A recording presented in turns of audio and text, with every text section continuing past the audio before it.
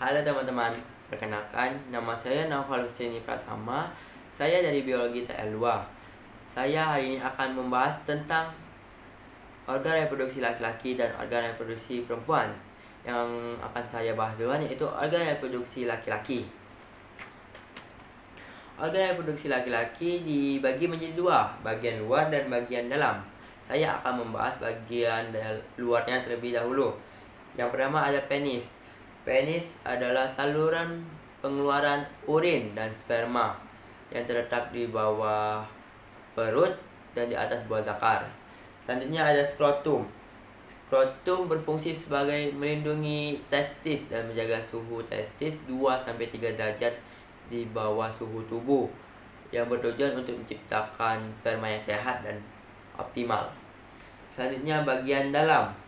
Bagian dalam ada uretra yang berfungsi untuk sebagai saluran pengeluaran urin dan sperma. Letaknya ada di dalam penis. Selanjutnya ada kelenjar borboretral yang berfungsi untuk produksi cairan pelumas dan menetralisasi asam dari uretral pria. Letaknya ada di bawah kelenjar prostat. Selanjutnya ada kelenjar prostat. Kelenjar prostat berfungsi untuk memproduksi cairan prostat yang masih dari bagian sperma. Letaknya ada di bawah kandung kemih di depan rectum. Selanjutnya ada vesicula seminalis yang berfungsi sebagai memproduksi cairan yang kaya fruktosa dan letaknya di belakang kandung kemih dan juga sebagai pemberi energi kepada sperma. Selanjutnya ada kandung kemih. Kandung kemih sebagai tempat penyimpanan urin sebelum dikeluarkan dari tubuh. Letaknya ada di belakang tulang kemaluan. Selanjutnya ada vas deferens. Vas deferens adalah saluran pengangkut sperma dari epididymis sampai ke uretra pria. Letaknya dari epididymis sampai ke kelenjar prostat.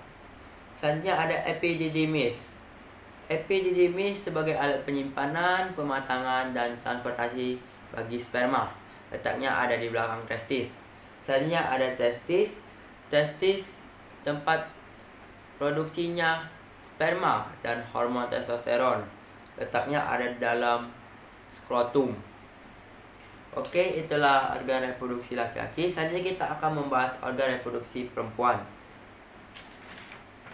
Organ reproduksi perempuan juga dibagi menjadi dua, bagian luar dan dalam. Nah, saya akan membahas bagian luarnya terlebih dahulu. Yang pertama, labia mayora yang berfungsi sebagai pelindung organ reproduksi wanita dari bakteri. Letaknya di bagian kulit luar vulva. Selanjutnya ada labia minora. Labia minora berfungsi sebagai pelindung orificium, vagina, dan uretra wanita. Letaknya di dalam labia mayora dan mengelilingi vagina dan klitoris. Selanjutnya ada vagina. Vagina berfungsi sebagai penghubung antara vulva dan rahim. Vagina juga berfungsi sebagai jalan lahirnya bayi dan jalan keluarnya darah menstruasi. Selanjutnya ada selaput darah atau hymen. Nah, untuk selaput darah atau hymen fungsinya belum diketahui dan masih diperdebatkan. Untuk letaknya ada di introitus atau pintu masuk vagina. Selanjutnya ada klitoris.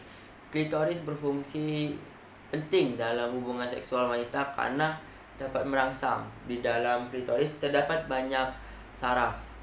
Selanjutnya kita ke bagian dalam. Nah, bagian dalam dari organ reproduksi perempuan ada serviks. Serviks berfungsi untuk memproduksi cairan serviks dan sebagai penghubung dari rahim ke vagina, dan sebagai penahan bayi saat masa kehamilan. Nah, selanjutnya ada rahim. Rahim berfungsi sebagai tempat berkembangnya bayi saat masa kehamilan. Letaknya di antara kandung kemih dan rektum. Selanjutnya ada tuba falopi. Tuba falopi berfungsi sebagai saluran pengangkut sel telur dari ovarium ke rahim dan juga sebagai tempat pembuahan sel telur. Selanjutnya ada infundibulum sebagai penerima setelah ovarium melepaskan sel telurnya. Letaknya ada di ujung tuba falopi paling dekat dengan ovarium. Selanjutnya yang terakhir, ovarium. Ovarium sebagai reproduksi sel telur dan hormon perempuan, yaitu testosteron dan progesteron. Letaknya ada di kedua rahim. Nah, sekian presentasi dari saya. Terima kasih.